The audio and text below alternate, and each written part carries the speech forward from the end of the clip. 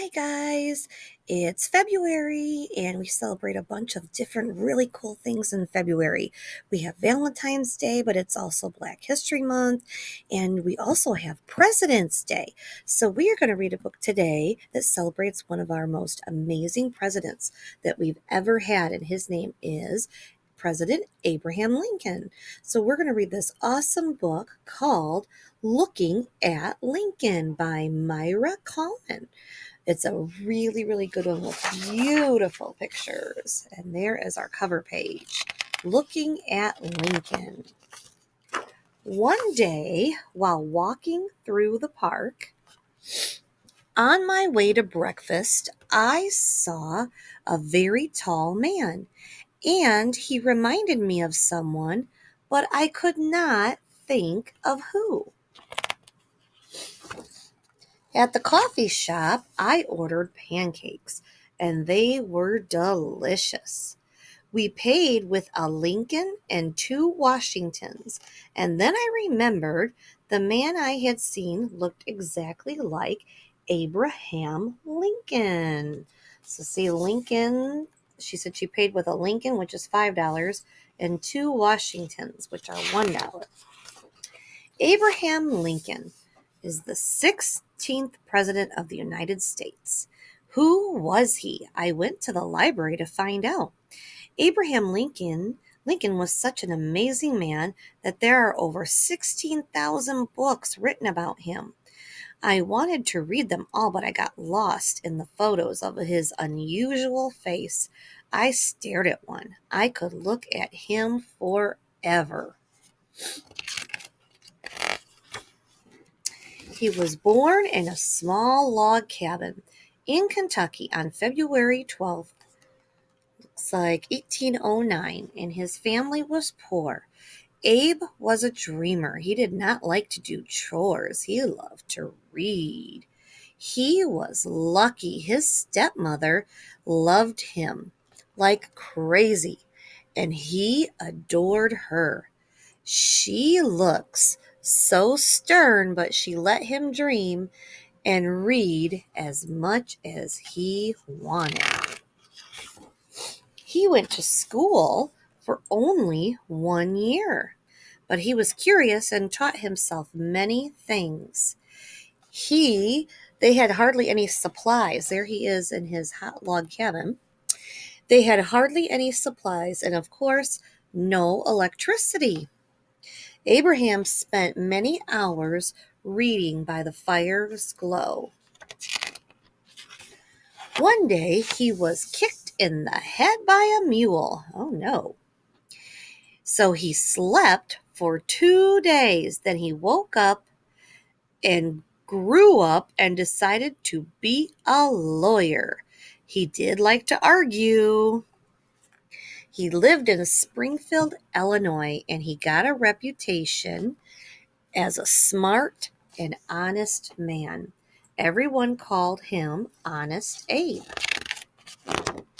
He had a family that he loved very much. His wife, Mary, who was very short, and he had 4 sons, and they laughed, and they had lots of friends, and they even ran around a little wild. I wonder if Abraham and Mary had nicknames for each other. Did she call him Linky? And did he call her Little Plumpy? Maybe. Abe worked hard and became interested in the government. He decided that he would run for president. And on March 4th, 1861, he was inaugurated as President of the United States. On the day he was elected, I bet Mary made his favorite vanilla cake. But maybe he forgot to eat his slice. He was often too busy thinking to eat. Lincoln wore a very tall hat. With his hat on, he was 7 feet tall. He wrote many notes, and he stuffed them inside his hat. What was he thinking about? He was thinking about democracy. the Declaration of Independence and the Constitution created by the founders of this country. He was thinking about freedom and doing good for mankind. And maybe he was also thinking about getting a birthday present for his little son. Maybe a whistle or pickup sticks. What did he love? He loved his dog Fido. I think Fido was cross-eyed. He loved apples. He loved Cox's orange pippins, white pippins, winesap, and Benoni. He always had an apple on his desk. And he loved music. He loved opera. He loved Mozart. And he said he loved Mozart, especially his opera called The Magic Flute. But mostly he loved people. His family, of course, but all people. And he wanted them to live well because he loved truth and justice. The country was in trouble and headed for war. After hundreds of years of slavery, people were saying enough. There were courageous people who fought for liberty, like Sojourner Truth and Frederick Douglass over here, who had been a slave until he ran away to the North. Both of them met with Lincoln and spoke of the plight of slaves. Lincoln hated slavery, and he wrote to a friend, if slavery is wrong, then nothing is wrong. If slavery is not wrong, then nothing is wrong. During his presidency, he issued the Emancipation Proclamation, the first official step toward freeing millions of slaves. It was a difficult time to be president. The Southern states, the Confederacy, wanted their own country where slavery was allowed. Lincoln said, no, we must stay one country. The Northern states, the Union, now they believed that slavery should be abolished, and so they went to war, the North and the South. In a museum, I saw the uniform of one of the first soldiers killed in the Civil War. Here is a bullet hole at the point of his heart. There were 14 brass buttons on the front of his tunic. One was shot away. 13 brass buttons remain. The soldier's name was Elmer Ephraim Ellsworth. Terrible things happen in war.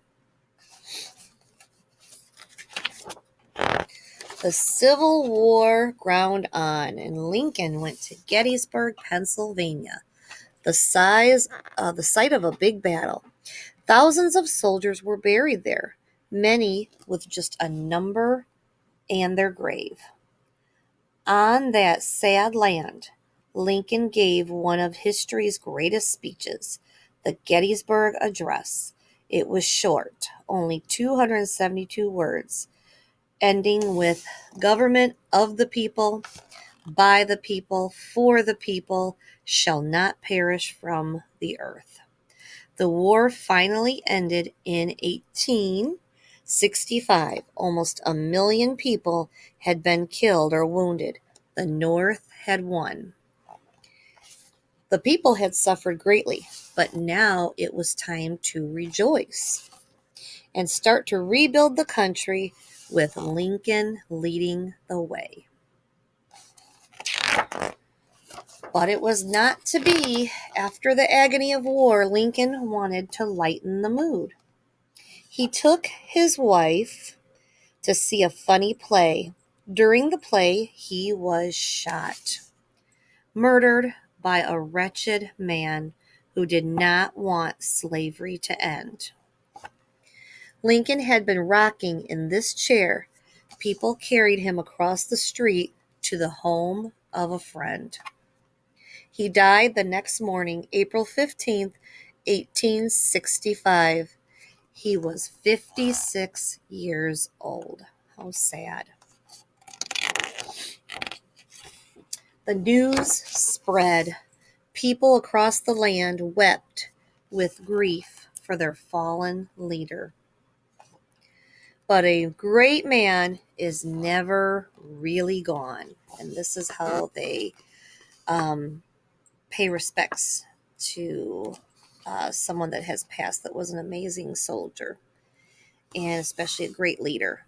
They have the black horse with the boots on backwards go through the streets. Abraham Lincoln will live forever. And if you go to Washington, D.C. in the spring, you can walk through the cherry blossoms and visit him.